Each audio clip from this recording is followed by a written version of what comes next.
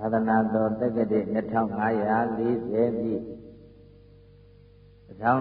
ကောဇာတက္ကတိ1358ခုနှစ်ကဆုံလကွယ်နေ့17နာရီအချိန်ရန်ကုန်တိုင်းတာမွေမြို့နယ်နတ်ချောင်းအသောကလန်အမှတ်42နေအိမ်ဒကာကြီးဦးအောင်စင်ဒကမကြီးဒေါခင်မူပိသစုမကွယ်လွန်သူသားဖြစ်သူကိုအောင်မိုးကိုကွယ်လွန်သွားတဲ့သားဖြစ်သူကိုအောင်မိုးရဲ့တနှစ်မြောက်ဆွမ်းသွတ်တရား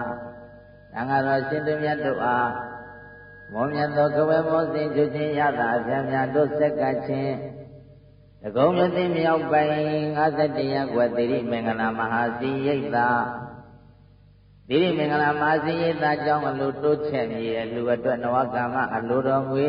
9000ကျပ်အလူတန်းချင်းကောင်းလန်ဒီဆရာတော်သံဃာတော်ရှင်သူများပေါင်းတို့အားပစ္စည်းလေးပါးလူရရာ30ဘဝအတွက်နဝကမ္မ200ကျပ်နဲ့မျက်နှာသုံးဘဝတစ်သေးစီလူတန်းချင်းကောင်းလန်ဒီအပရိသပေါင်းတော်ကောင်းတို့အားမမြတ်သောကဝေမောစဉ်ကျွချင်းရတာအပြာများတို့ဆက်ကလူတန်းသိပွဲမှာမေဇိမာနိကေဥပရိပါဏတာပါဏိနောသုလကမ္မဝိပင်္ဂသုတ်ကံနှင့်လူသားတရားဒေသနာတော်ကံနှင့်လူသားတရားဒီတရားဒေသနာတော်ကိုအလုံးစုံစင်ရဲ့မြို့ကောင်းသားမြို့ကောင်းသမီးတွေဘုရားရှင်ကိုရောမြတ်ရဲ့ဂုဏ်တော်ကိုအာယုံယူပြီးတော့တရားစတင်ပြီးတော့ဖွင့်လှစ်ပါမယ်ဘုရားရှင်ကိုရောမြတ်ကိုအာယုံယူနိုင်ကြပါစေယောမရသေနမသန္နာမသန္နာဝိဇယုတ်တဝယောမရသေနမသန္နာမသန္နာဝိဇယုတ်တဝဒီနာယပိနာမိညိတံသောမေတေတုဇယဇိနောအာသန္နာဝိဇယုတ်တဝမနယုတ်တဘုံလာလျင်တလုံးအနဂဘတလုံးအာအစွမ်းတမင်ပြမြောပလင်မကြောင့်ရွှေအောင်စီကတယောက်ဒီဆောင်ဆိုင်၍နေသောယောဇိနာကြောင့်အပင်ဒီဆက်ရောင်အောင်မလင်ဝေထွက်ကောင်ကရွေမြေတောင်တခါခတ်ယုံနှင့်မနယံအပြောင်းနေ၍အောင်ပလင်ကနဲ့ကရရိမ်မအောင်သိသိရဲ့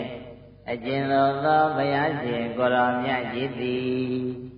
အာသနံနယုံမသွင်းစရာဤကေနှင့်တဗ္ဗုခပလင်တိုင်းဤဟု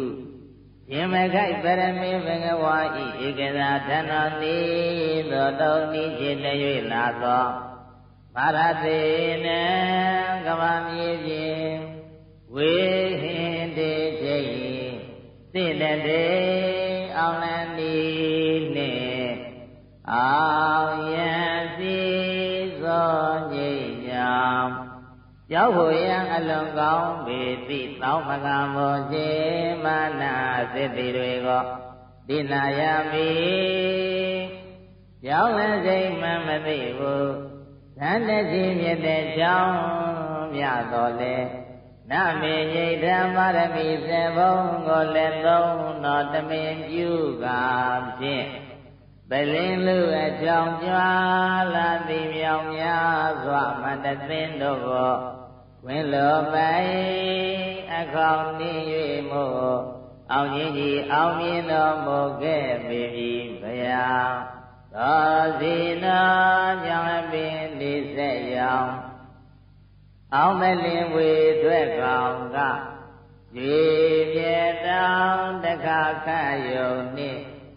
မနယံအပြောင်းနေ၍အောင်မလင်ကနဲ့ကရံရိမ်မအောင်ပိသိရဲ့သို့သောဘုရားရှင်ကိုရောမြတ်ကြီးသည်မိဗမဏိတကဝကဝကတိရာတိသာဝနာအာဇာနိကျေးဇူးတော်ရှင်မာစီဆရာတော်ဘုရားကြီးဒေသနာဉာဏ်တွေကိုအခြေခံကနေ၍ဟောပြောလျက်ရှိပါသောတကုံမြို့သိမြောက်ပိုင်း51ရပ်ကွယ်မြဝရီမင်းကြီးတေလံသီရိမင်္ဂလာ မဟာစီယိတဇေယတော်တွန်တိအချိန်ကအားဇေယံအောင်ရန်ရောအောင်စုတော်ကိုဇေယံမေကပေါင်းထိတ်တရားနိဋ္ဌာဆောင်သွေခွာလျက်အောင်စေရအောင်စေကြောင်းအောင်စေပေါင်းအောင်စုတော်ကိုဒေတုပေဒနာတော်မူပါမြတ်စွာဘုရားဒေတုဤနေ့မြတ်ဤနေ့ရာကဤခေမနိဗ္ဗာန်ထီအောင်စိတ်ကြည်တိုင်းဘုံတွေပေါ်လို့မို့ဘုံနေသောဆောင်ရောက်မိခင်တို့အောင်စုကြည်ပြီးတော်မူလဲပါအောင်တော်မူအရှင်မြတ်ဗျာသာဓုဒ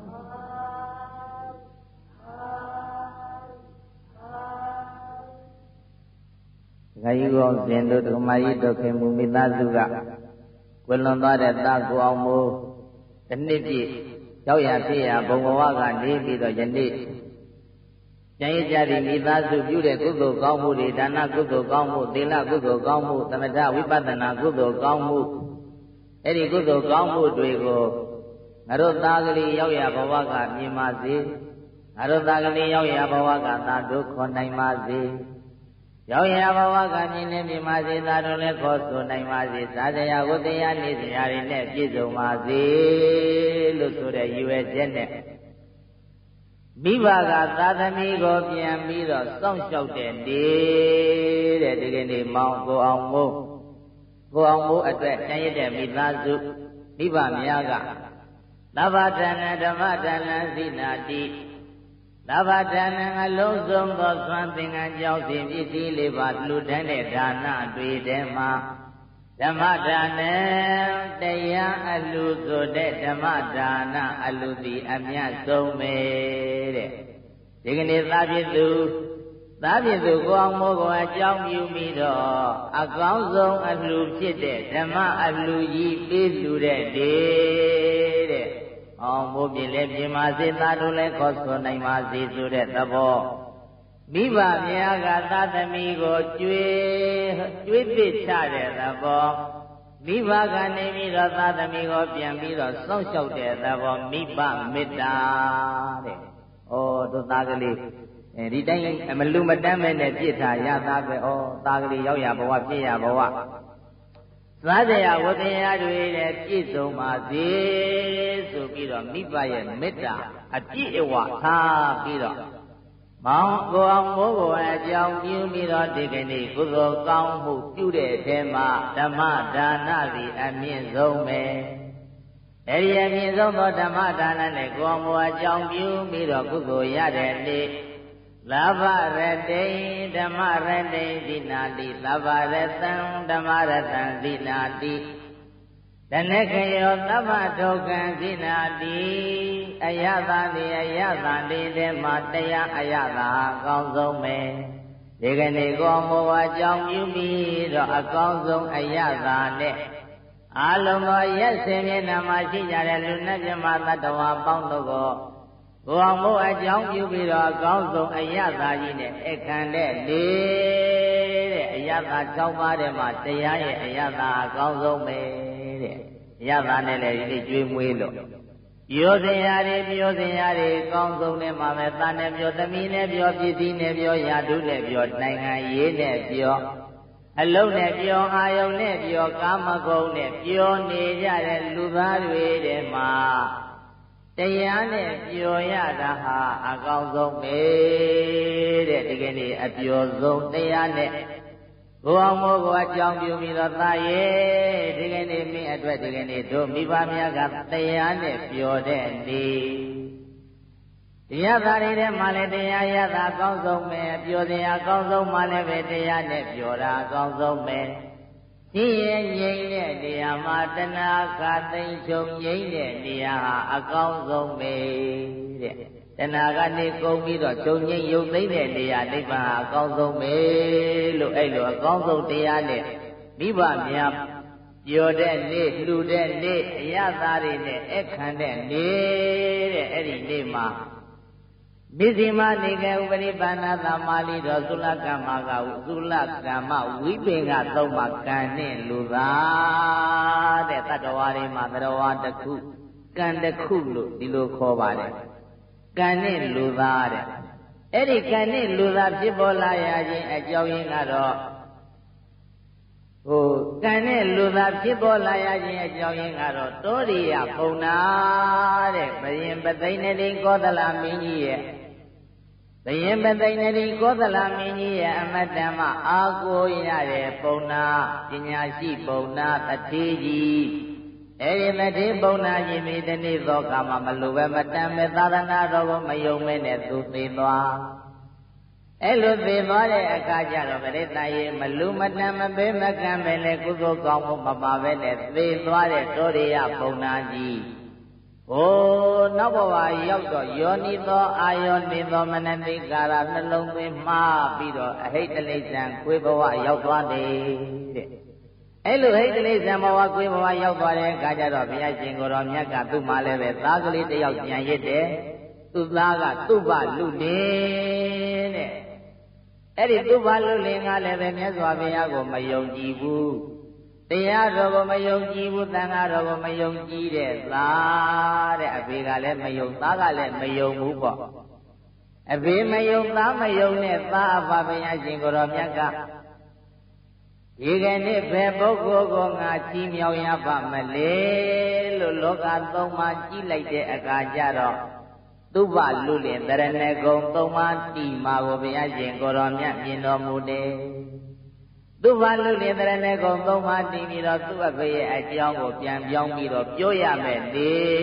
လို့ဘုရားရှင်မြင်တော်မူလို့တပိတ်ပိုက်ပြီးတော့တောရိယတို့ရဲ့အိမ်တဲ့သူ့ဘလူလင်ရှိတဲ့တတိအိမ်ဘုရားရှင်တပိတ်ပိုက်ပြီးတော့သွန်ခံကြွတပိတ်ပိုက်ပြီးတော့သွန်ခံကြွတဲ့အခါမှာတောရိယတတိဘဝကနေပြီးတော့ဟိတလိစ္ဆံဘဝရောက်သွားတဲ့သူ့ရဲ့အဖေကအိမ်မှာခွေးဘဝရောက်လာတဲ့အဲ့ဒီပုဂ္ဂိုလ်ကဘုရားတပိတ်ပိုက်ကြွလာတာမြင်တော့ဟောင်းလိုက်ကြိုက်လိုက်မလို့ဟောင်းလိုက်တာကြိုက်လိုက်မလို့တကားတဲ့တခဲခဲနဲ့ဖြစ်နေတဲ့အချိန်မှာဘုရားရှင်ကိုယ်တော်မြတ်ကဟဲ့တောရိယဟဲ့တောရိယမင်းဒီလောက်တောင်မှအရင်ဘဝကလည်းငါဘုရားကိုမင်းမိုက်မိုက်ကန်းကန်းစောစောကာကာပြောခဲ့ဆိုခဲ့လို့ယခုမင်းဒီဘဝရောက်နေပြီမင်းနောင်တမရသေးဘူးလားတဲ့ဘုရားကဟဲ့တောရိယမင်းအရင်ဘဝတုန်းကလည်းငါဘုရားပေါ်မှာမင်းစောစောကာကာနေခဲ့လို့မင်းယခုလို့ခွေးဘဝရောက်နေတယ်ယခုလည်းမင်းကားကိုကိုက်မဲ့ခဲမဲ့တကယ်ကဲနဲ့မင်းနောင်တမရသေးဘူးလားတဲ့ဘုရားကဒီလိုပြောတော့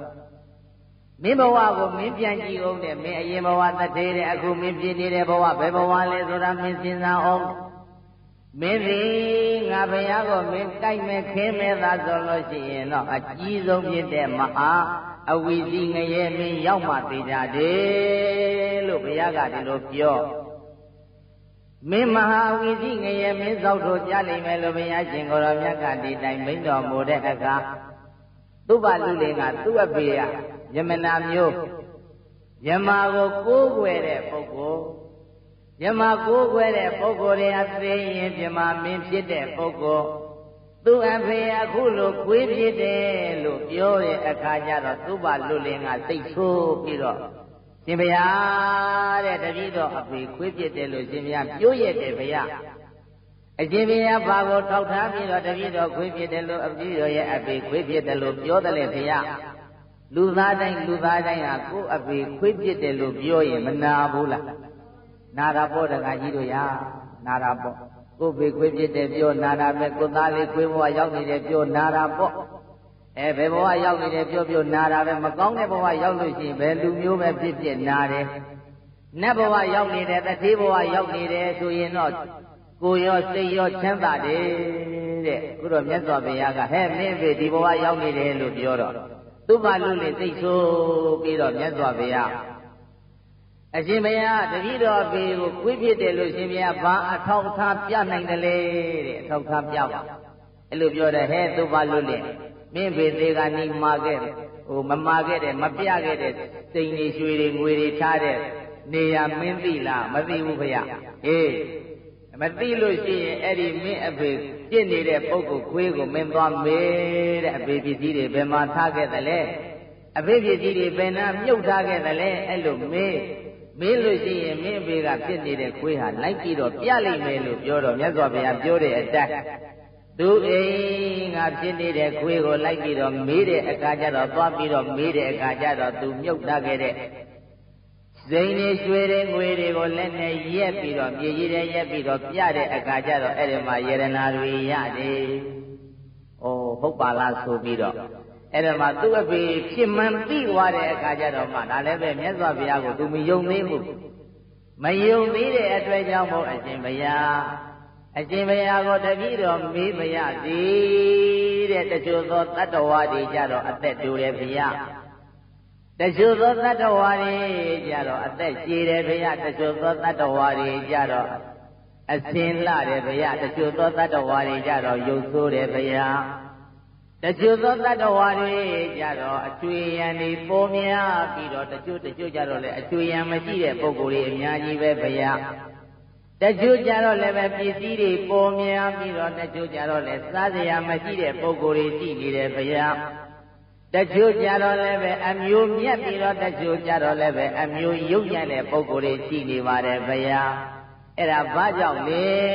လို့မြတ်စွာဘုရားမေးတဲ့အခါကျတော့ဘုရားရှင်ကိုရောမြတ်က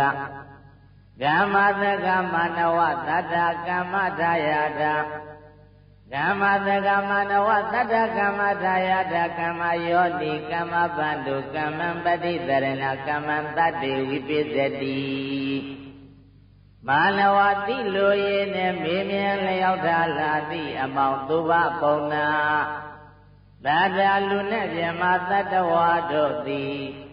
ကမ္မသကကံသာလျင်မိမိတို့ရဲ့ကိုယ်ပိုင်ဥစ္စာရှိကြပေကုန်၏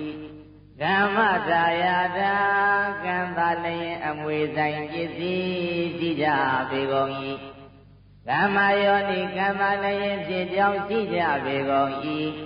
ကမ္မပန္တုကံသာလျင်အဆွေမျိုးရှိကြပေကုန်၏ကမ္မပရိသရဏကံသာလျင်ကိုယ်ွယ်လဲလျောင်းရာရှိကြပေကုန်၏ကမ္မမိမိပြုထားတဲ့ကုသိုလ်ကံအကုသိုလ်ကံမှန်သမျှသည်တတေကံပိုင်ရှင်ခြင်းရတဲ့လူနဲ့မြမသတ္တဝါတို့ကိုဝိပစ္စတိရှက်မြတ်နဲ့တန်ခွဲပြဖို့ရန်ဝဲပြဖို့ရန်စီမံခံခွဲ၍အမြဲတမ်းအုပ်ချုပ်ကုန်ခွဲကိုယ်ကလေးလျက်နေပါပေတော့တည်း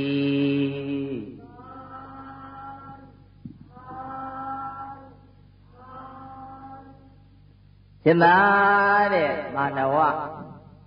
ဒီလိုရင်နဲ့မေးမြန်းလျောက်ထားလာတဲ့အမောင်သုဘလူလင်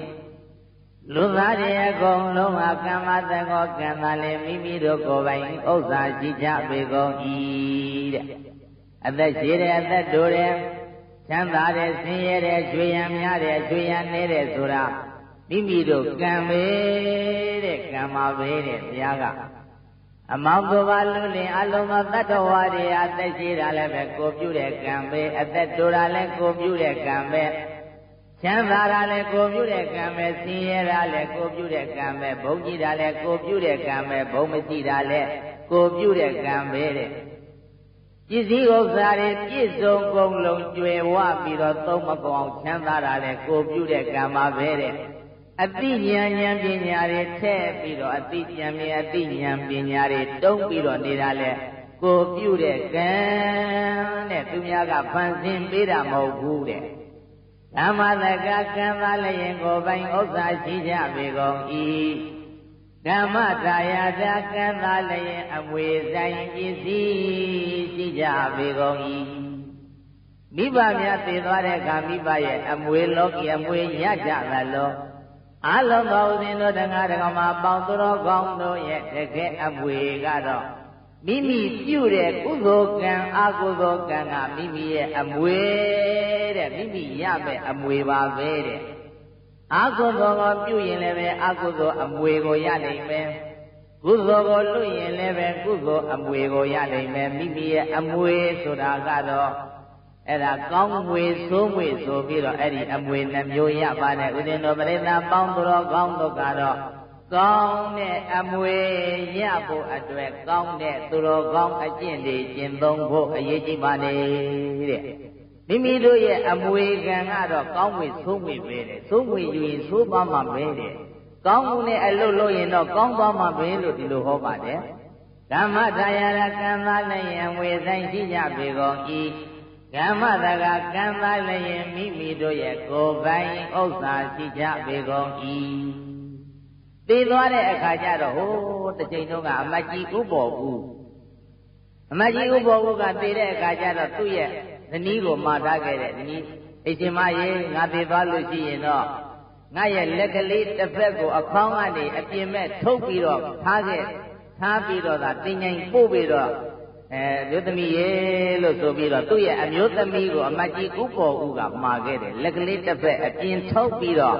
အဲ့ဒါသူ့ကိုတင်ញိုင်ပို့ဖို့မှာတော့ဘုရင်မင်းတရားကြီးကအဲ့ဒီလက်ကလေးတစ်ဖက်အပေါ်ထုတ်တာအခေါင်းကနေအပြင်ထုတ်တာတွေ့ရတော့မင်းတို့မင်းတရားကြီးကဟိုဘုဇဘုတ်လေဘုတ်ဆုံးလို့ဆိုတဲ့ဆရာတော်ဥပုပ်ကိုသွားပြီးတော့မေးတယ်ပထမကတော့ရှင်ဗုဒ္ဓမြတ်စွာကဘုတ်အစဟိုဒုတိယကတော့ရှင်ဗုဒ္ဓဂောသတတိနောက်ဆုံးညတော့ဆရာတော်ဥပုပ်ဆိုတဲ့အဲ့ဒီတကယ်နာမည်ကျော်ခဲ့တဲ့ပုဂ္ဂိုလ်တွေပေါ့ဆရာတော်ဥပုပ်ကိုမေးတော့အဲ့ဒါအမကြီးဥပုပ်ဟူဟာတခြားကြတာမဟုတ်ဘူးတဲ့ငါသေသွားပြီငါနောက်မှာဘာမှမပါဘူးငါလက်ကြည့်ပဲလို့ဆိုတာအဲ့ဒါပြောတာ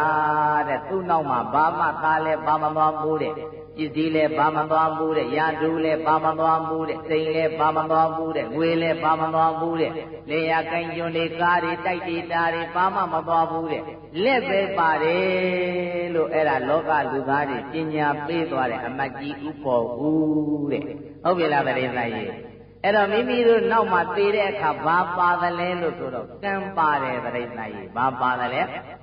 ကံပါလာတဲ့ကံကဘာကံလဲဆိုတဲ့ကောင်းတဲ့ကံရဲ့ဆိုးတဲ့ကံရဲ့အဲ့ဒီကံနှမျိုးပါလာတယ်တဲ့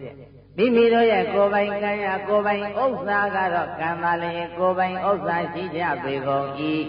ကမ္မတာယာတာကံပါလျင်အငွေဆိုင်ပစ္စည်းရှိကြပေကုန်၏ကမ္မဘာလို့ကံပါလျင်အဆွေအမျိုးရှိကြပေကုန်၏မိမိရဲ့ဆွေမျိုးအစ်စ်ကတော့မိမိကံပဲတဲ့မိမိကိုကောင်းအောင်လိုက်ပေးတာမိမိရဲ့ဆွေမျိုးနဲ့တူတဲ့ကံပဲတဲ့ကမ္မဘာတို့ကံပါလျင်ဆွေမျိုးရှိကြပေကုန်၏ကမ္မပတိသရဏကံပါလျင်ကိုယ်ွယ်လင်းလျောင်းရာရှိကြပေကုန်၏ကမ္မမိမိပြုထားတဲ့ကုသိုလ်ကံအကုသိုလ်ကံမှန်သမျှသည်လတ်တေ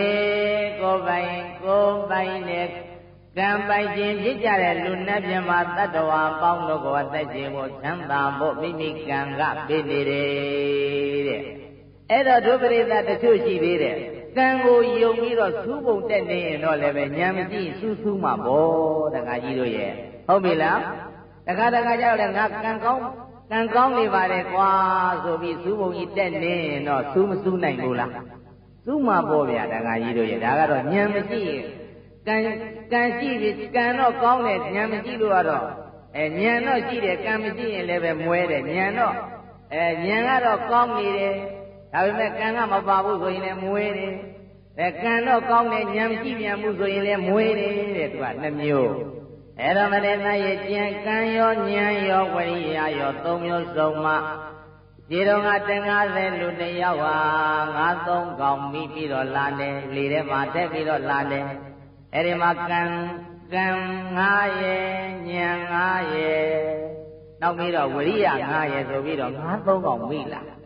လာတဲ့အခါကျတော့ကံ9ကတော့ငါကံရှိရင်လွတ်အောင်ပါပဲကွာ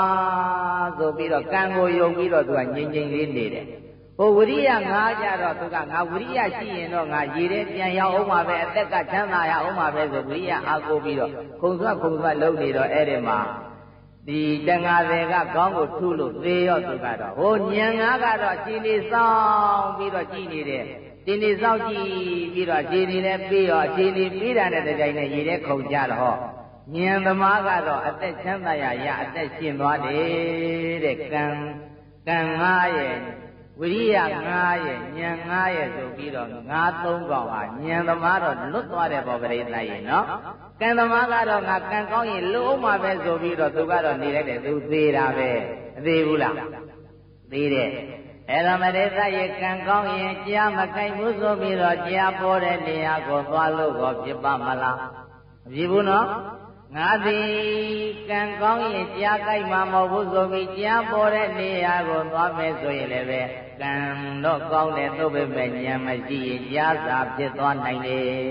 ဒါလေးလည်းမှတ်ထားဖို့အရေးကြီးတယ်နော်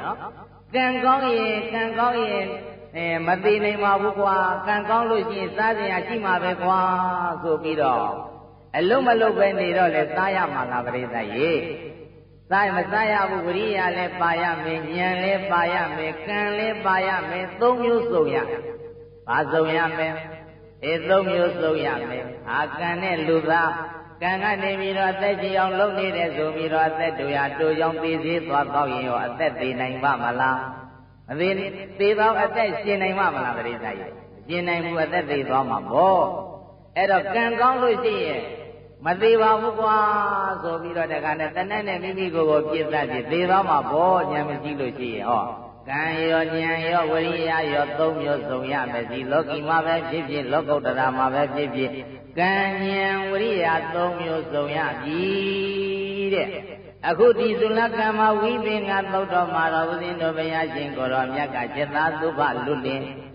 လူသားတွေအကုန်လုံးအသက်ရှိတာအသက်တိုတာချမ်းသာတာဆင်းရဲတာဟာကံပဲလို့ဘုရားရှင်ကိုယ်တော်မြတ်ဟောကြားတော်မူတယ်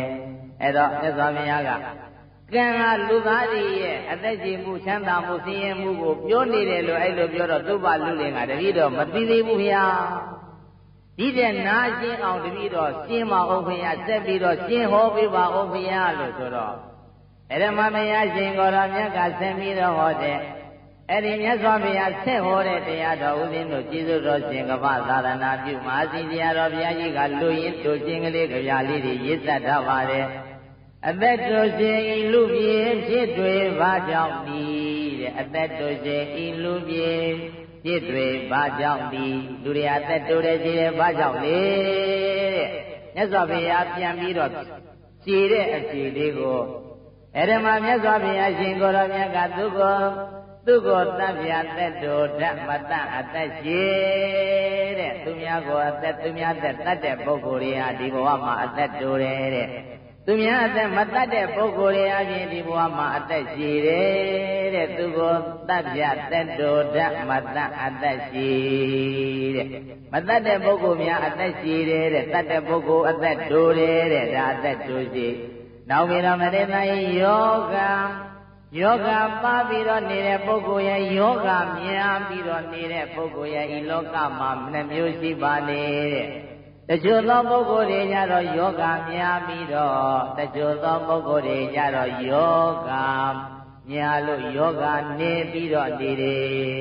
များတဲ့လူကများနေတဲ့လူကနေဘာဖြစ်လို့လဲလို့ဆိုတော့ယောဂများတဲ့ပုဂ္ဂိုလ်တွေကညှင်းစေတဲ့ပုဂ္ဂိုလ်တွေသူများတွေကိုညှင်းစေတဲ့ပုဂ္ဂိုလ်တွေသူများကိုနှိပ်စက်တဲ့ပုဂ္ဂိုလ်တွေဟာဖြစ်နေရဘဝတိုင်းမှာယောဂများတဲ့မညှင်းမဆဲပဲနဲ့သူများကိုမညှင်းစေမရက်စက်တဲ့ပုဂ္ဂိုလ်တွေမေတ္တာထားတဲ့ပုဂ္ဂိုလ်တွေကြတော့ယောဂနေတယ်တဲ့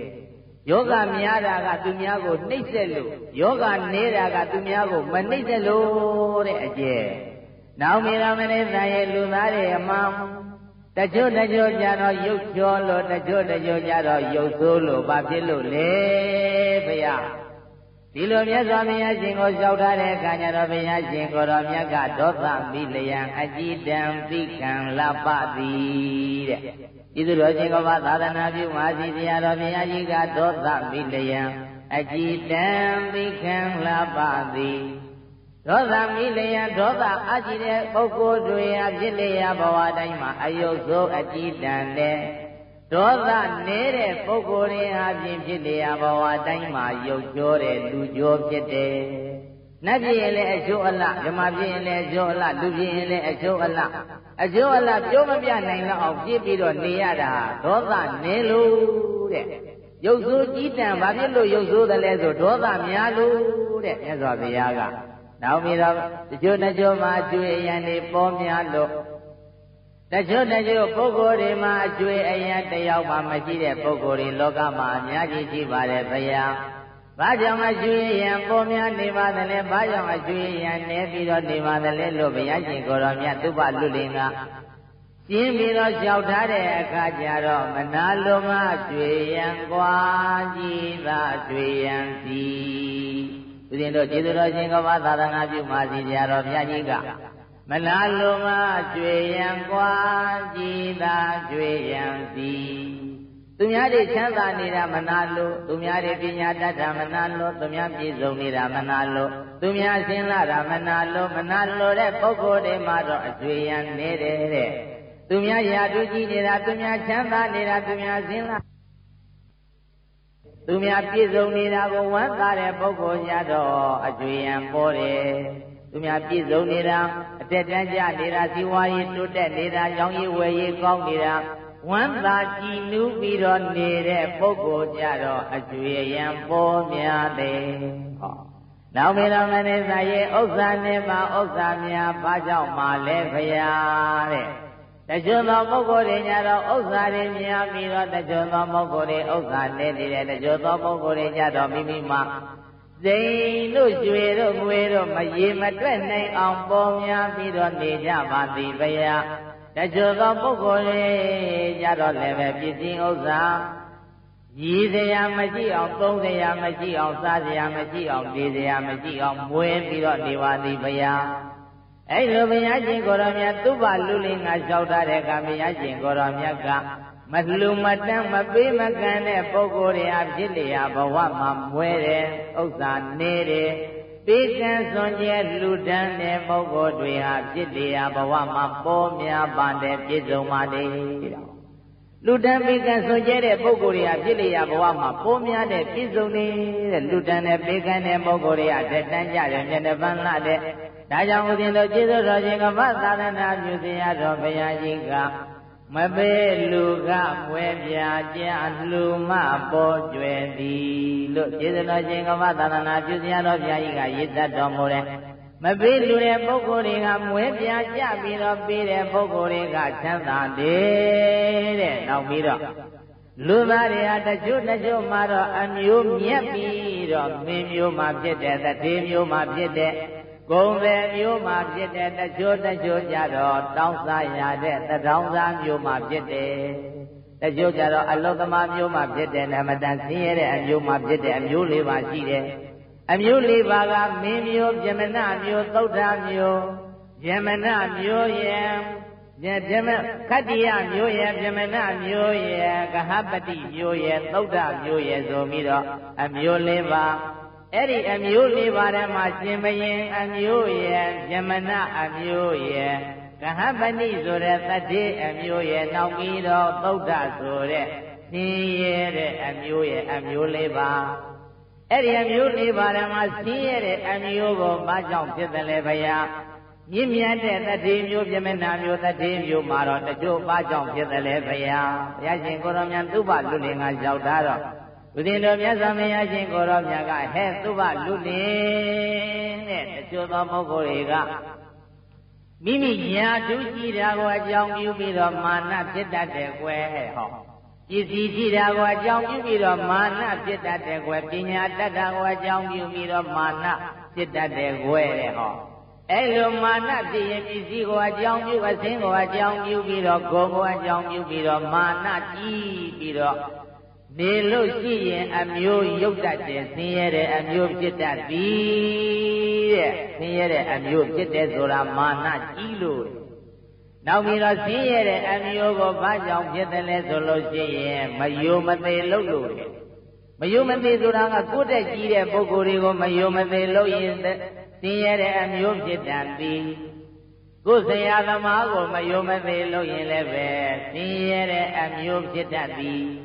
ကိုမိဘကိုလည်းပဲမယုံမသေးလို့ရင်ဆင်းရဲတဲ့အမျိုးဖြစ်တတ်သည်ကိုယ့်ရဲ့အသက်ကြီးတဲ့အကိုတို့အမတို့ကို မယုံမသိမလေးမစားပြောမယ်ဆိုမယ်ပြန်ပြီးတော့ပြောတာတော့ပြန်ပြီးတော့ဆိုတာတော့ခမကြီးဘာမှနားမလဲဘူးလို့ပြောတာတော့ကိုယ့်ရဲ့ကြီးတဲ့အကိုအမမိဘတွေကိုပြန်ပြီးတော့ပြောတတ်တဲ့ပုဂ္ဂိုလ်တွေဟာအမျိုးညံ့တဲ့သတောင်းစာမျိုးတို့ဆင်းရဲတဲ့အမျိုးတို့จิตတတ်ပြီလို့မြတ်စွာဘုရားကသူ့ဘလူလင်ကိုမိန့်ကြားနေပါတယ်ဟောမိဘကိုပြန်ပြောအမျိုးယုတ်တန်သည်ဆရာကိုပြန်ပြောအမျိုးယုတ်တန်သည်ကိုယ့်အကိုအမတွေကိုပြန်ပြီးတော့မလေးမစားပြောအမျိုးညံ့တတ်သည်တဲ့အဲ့ဒါအမျိုးညံ့တယ်အမျိုးညံ့တယ်ဆိုတာကကိုပြုခဲ့တဲ့ကံကိုသာခံအမျိုးတချို့အမျိုးမြတ်တဲ့အမျိုးမှသွားပြီးတော့ဖြစ်တာကမိဘကိုယိုသေးတယ်ဆရာကိုယိုသေးတယ်အကိုအမတွေကိုယိုသေးတယ်ကိုယ့်တဲ့အသက်သိက္ခာဝါကြီးတဲ့ပုဂ္ဂိုလ်တွေကိုယိုသေးတဲ့ပုဂ္ဂိုလ်တွေဟာမြင့်မြတ်တဲ့အမျိုးတတိမျိုးရှင်ဘရင်မျိုးပြမနာမျိုးကောင်းတဲ့အမျိုးမှဖြစ်တယ်တဲ့ဟော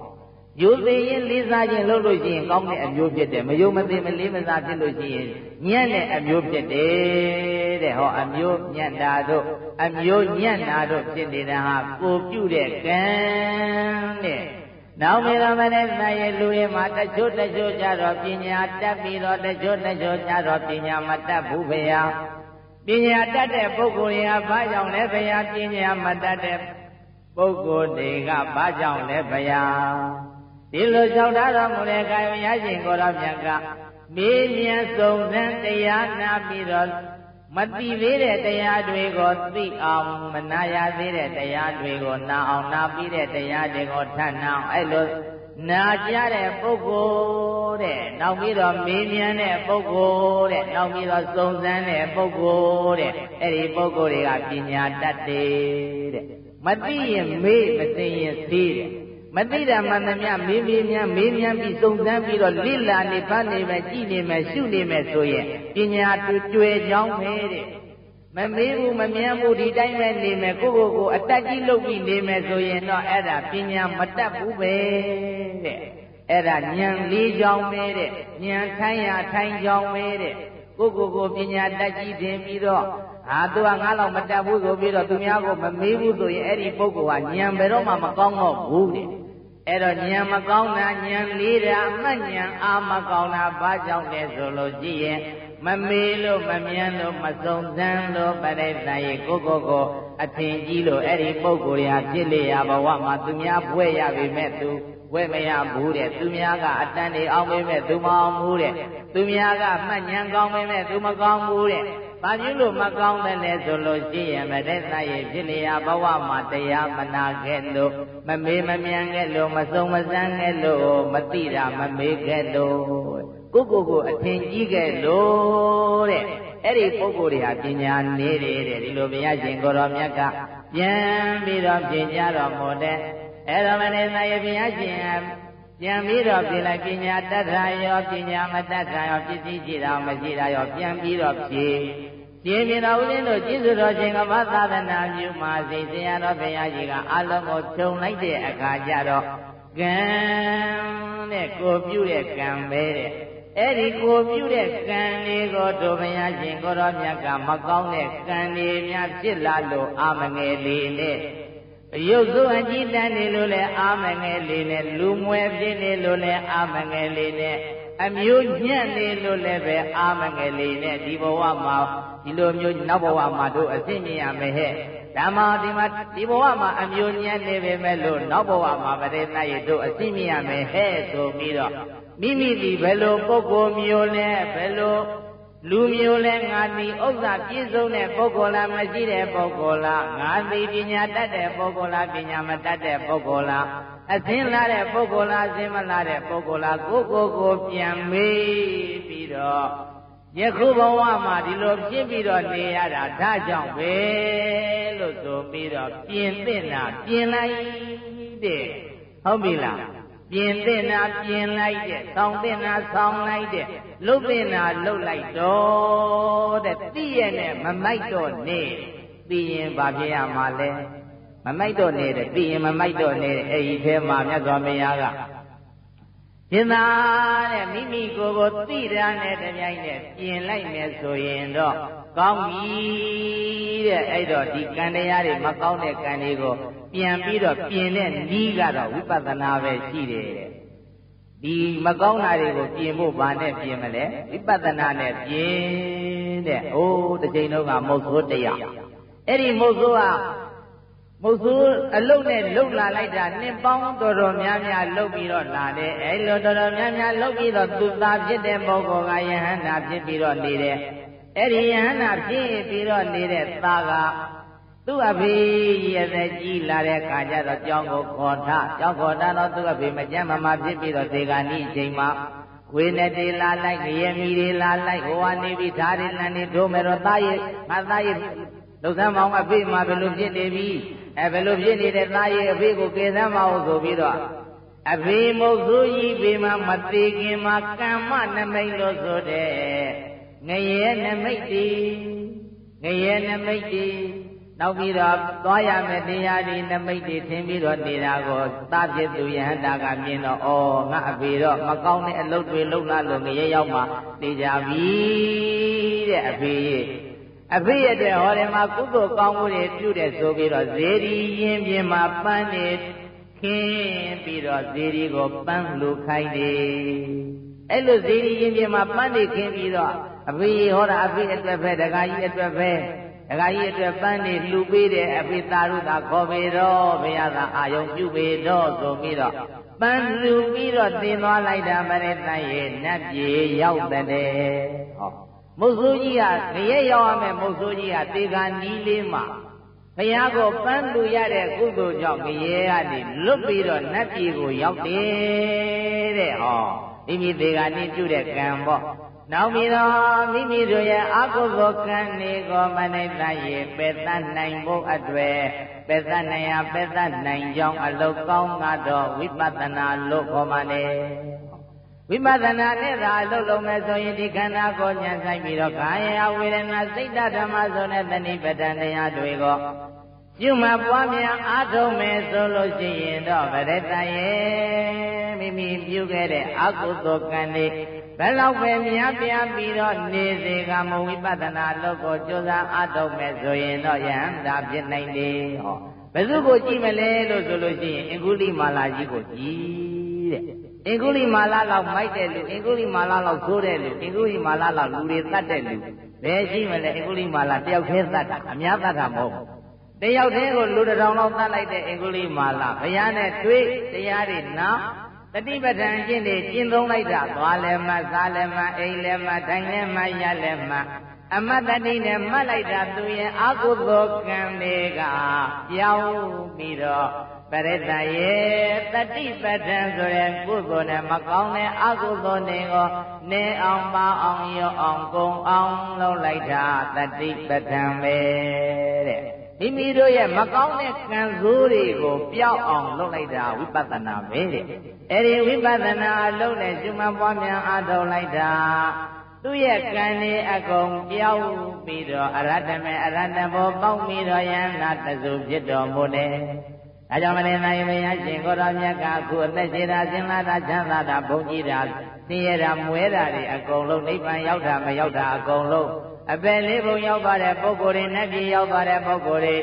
နတ်ပြည်ရဲ့မြင့်တဲ့နိဗ္ဗာန်ရောက်သွားတဲ့ပုဂ္ဂိုလ်တွေဒီပုဂ္ဂိုလ်တွေကမင်းကတော့နတ်ပြည်သွားလိုက်အောင်မင်းကနိဗ္ဗာန်သွားလိုက်အောင်မင်းကတော့ငရဲသွားလိုက်အောင်ဆိုပြီးတော့ဗန်စင်းခြင်းပုဂ္ဂိုလ်ကဗန်စင်းတာမဟုတ်ဘူးတဲ့မိမိပြုတဲ့ကာယကံမိမိပြုတဲ့ဝစီကံမိမိပြုတဲ့မနောကံကသာလည်းနတ်ပြည်ကိုပို့နေတဲ့တတိပြအောင်ပို့နေတဲ့မိမိအောင်လုပ်နေတဲ့နိဗ္ဗာန်ကိုမိမိကျင့်သုံးခဲ့တဲ့ကာယဝေဒနာစိတ်ဓမ္မဆိုတဲ့အဲ့ဒီတတိပဋ္ဌာန်အကျင့်ကသာလည်းနိဗ္ဗာန်ကိုပို့တယ်တဲ့အဲ့တော့အဲ့လိုလူဘဝနတ်ဘဝဗြဟ္မဘဝတတိဘဝတွေကိုပို့ပြီးတော့နေတဲ့ကံတရားအဲ့လိုပို့ထားတဲ့ကံတွေကြောင့်လူပြည်နတ်ပြည်ဗြဟ္မပြည်တတိဘဝရောက်ပါပြီတဲ့ရောက်လာတဲ့ပုဂ္ဂိုလ်တွေကမြင်များမြင်သလားလို့ဆိုတော့ဒေသဒုက္ခသုပတေဟိจิตာတဲ့จิตာလူတွေအပြင်အသက်ရှိတဲ့လူတွေရောတတ်တိုးတဲ့လူတွေရောလူတွေဟာတတိတွေရောဆင်းရဲသားတွေရောမင်းတွေရောကုံတွေရောအကုန်လုံးဟာနေသဒုက္ခသုပတေဟိ ငါဘုရားကအသက်ရှင်နီးတို့ချမ်းသာတဲ့နီးတို့နတ်ပြည်သွားတဲ့နီးတို့တထေးဖြစ်တဲ့နီးတို့ငါဘုရားဟောပြီးပြီတဲ့အဲ့ဒီလူချမ်းသာငါချမ်းသာပြမချမ်းသာဆိုတာတေဟာအိစ္ဆာဒုက္ခသုပတေဟိ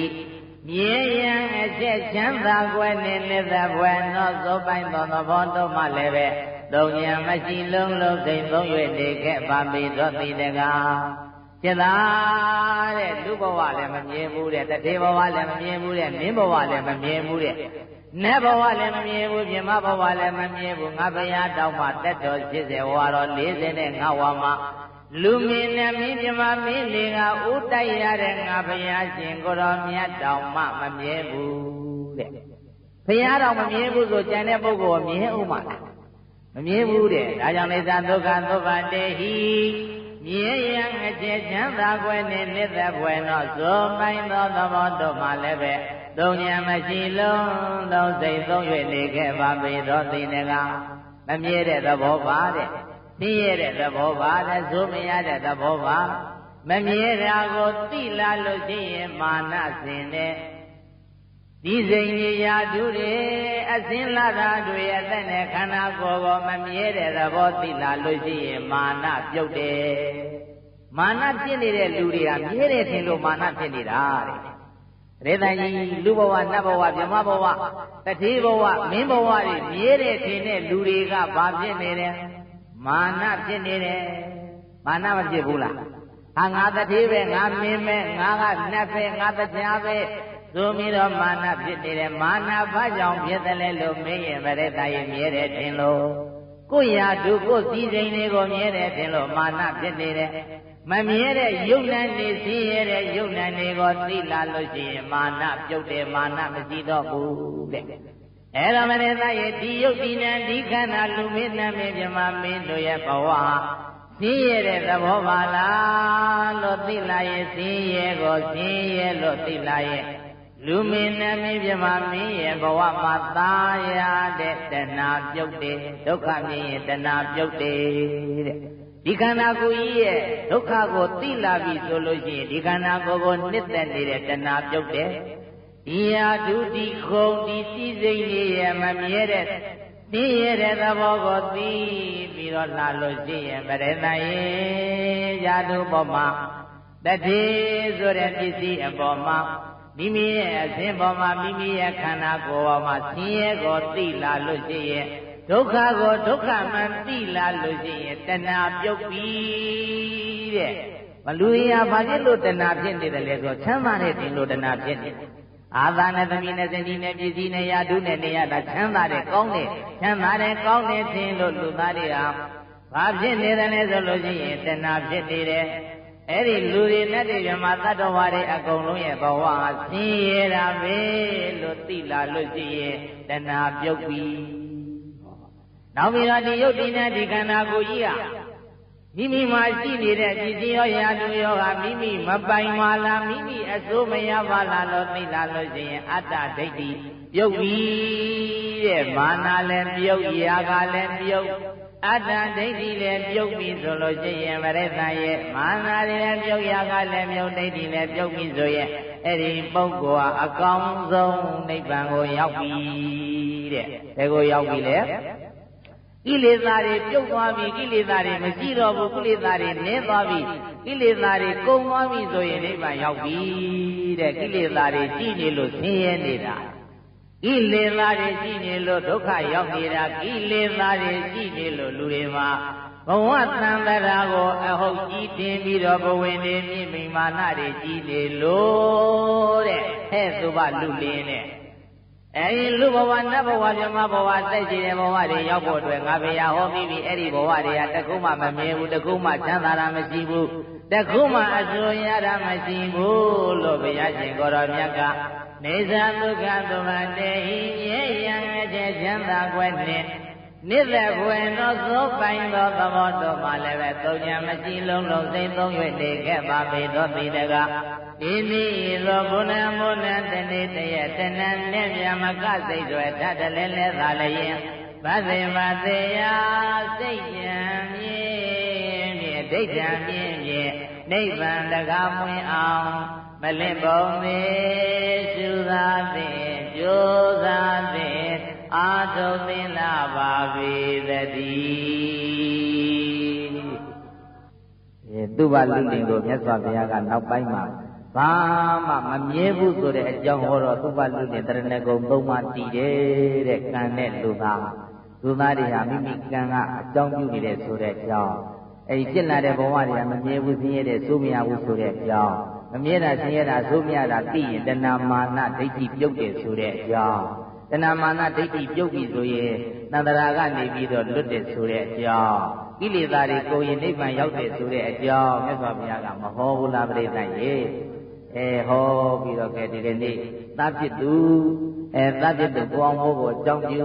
ပြီးတော့သာဂရိရောက်ရဘဝဖြစ်ရဘဝကသာတုခေါ်နိုင်ပါစေလို့ဆိုပြီးတော့ကံတဲ့လူသားတရားအဲ့တော့ဇာယတမိကဝေမပမတ္ထမပိဇာဝိမတိသာတိနော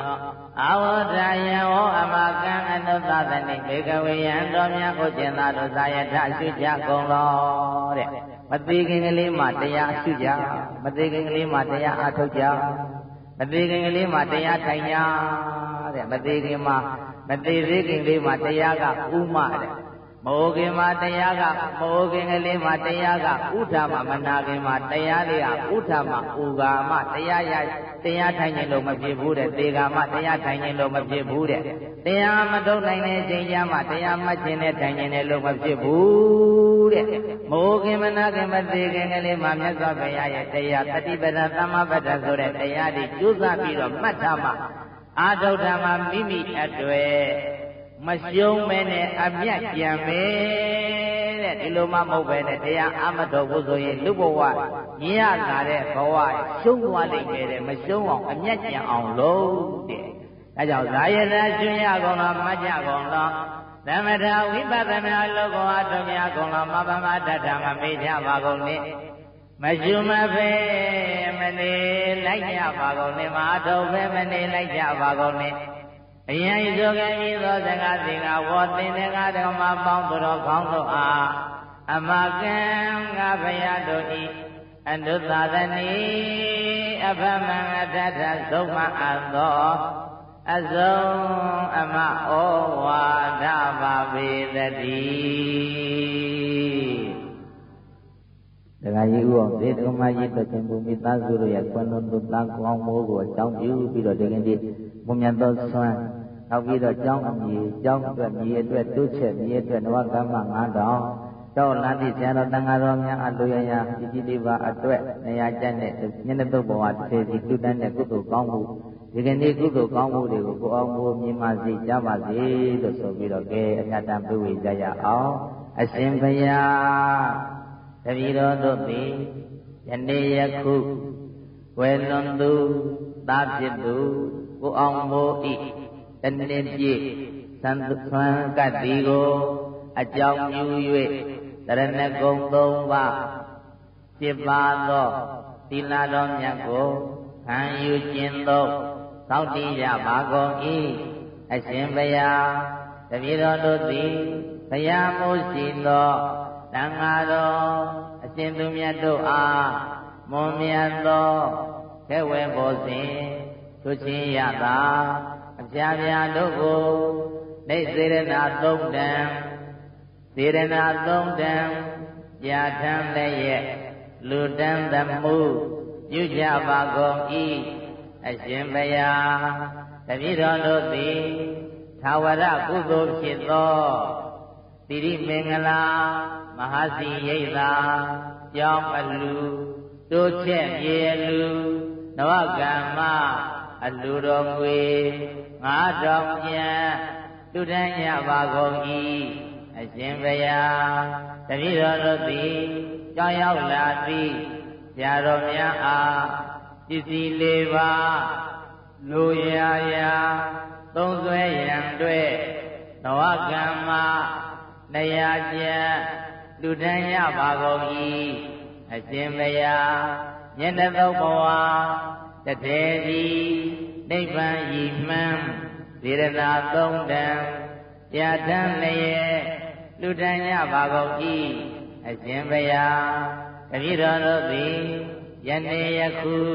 လူတန်းရသောဓ ဒါနကုသိုလ်သောက်တရားသောသီလကုသိုလ်တရားနာရသောဘာဝနာကုသိုလ်သုံးနံဝေပြစေရနာပေါင်းတို့ကြောင့်ဒုက္ခခန္တိချုပ်ငြိမ်းရမှန်ညနိဗ္ဗာန်ကို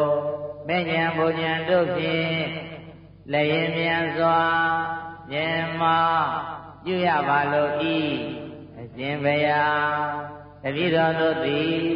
ယနေ့ယခုလူထမ်းရသောကုသိုလ်ကောင်းမှုအစုစုကြောင့်ဘုရားတပည့်တော်တို့ဤကျေးဇူးရှင်ဖြစ်ကြသောကွယ်လွန်ရကုန်သောမိဟောင်းဖာဟောင်းတွေ့ဟောင်းမျိုးဟောင်းတရားဟောင်းသမားဟောင်းမိတ်သင်္ဃာပေါင်းတို့နှင့်30ဘုံကျင်လေကုန်သောဝိနည်းများစွာတတ္တဝါများတို့သည်ဘုရားတပည့်တော်တို့နှင့်ညီတူညီမြထတ်တူထံမြအမြအမြရကြပါစေအထူးအားဖြင့်ကိုအောင်မိုးသည်ဘုရားတပည့်တော်တို့နှင့်ညီတူညီမြထတ်တူထံမြအမြအမြရကြပါစေအမြအမြရကြပါစေအမြအမြရကြပါစေအမြရ၍ကိုယ်စိတ်နှပြကျမ်းမာချမ်းသာဝမ်းသာကြသည်ဖြစ်ကြပါစေသောအမြပြုတော်မူကြပါကုန်လောသာဓုသာဓုသာဓုအမြပြုတော်မူကြပါကုန်လောသာ